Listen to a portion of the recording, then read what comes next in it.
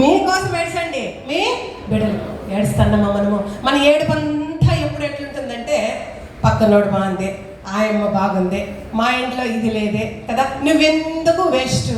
దయచేసి ఆ మాటలు చెప్పొద్దండమ్మా.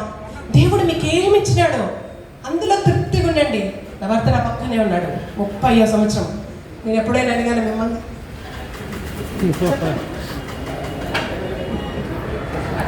ఎందుకంటే ధైర్యంగా చెప్పగలను.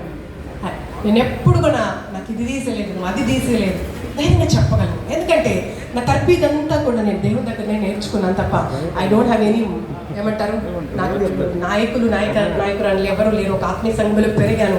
వివాహం అయిన తర్వాత ఒక్కసారిగా సేవకు వచ్చిన తర్వాత ఎన్ని సవాళ్ళు ఎదుర్కొన్నాను. బట్ నేను అనేక విషయాలు నా భర్తను చూసి నేర్చుకున్నాను ప్రారంభంలో. దాని తర్వాత దేవుడు అనేక విషయాలు నాకు నేర్పించాడు. కాబట్టి ఈరోజు మన కుటుంబం కొరకు మనం ఏం చేయాలా? కాబట్టి ఒక స్త్రీ తన కుటుంబాన్ని కాపాడుకోవాలంటే దేవుడి దగ్గర ఏం అడగాలి? జ్ఞానం అడగాలి. జ్ఞానం 2 రకాలుగా ఉంది. వాక్యంలో రాయబడింది 2 రకాల జ్ఞానాలు. దెయ్యముల జ్ఞానం ఉంది, పైనుండి వచ్చే జ్ఞానం ఉంది. కాబట్టి ఈరోజు స్త్రీలు దెయ్యముల జ్ఞానముతో సంసారం చేస్తున్నారు కదా. మన హావభావాలన్నీ కూడా ఎట్లయిపోయినాయి తెలిసిన? ఈ రీల్స్ ఎక్కువ చూస్తున్నారు చాలా మంది కదా. ఈ సోషల్ మీడియాకి అడిక్ట్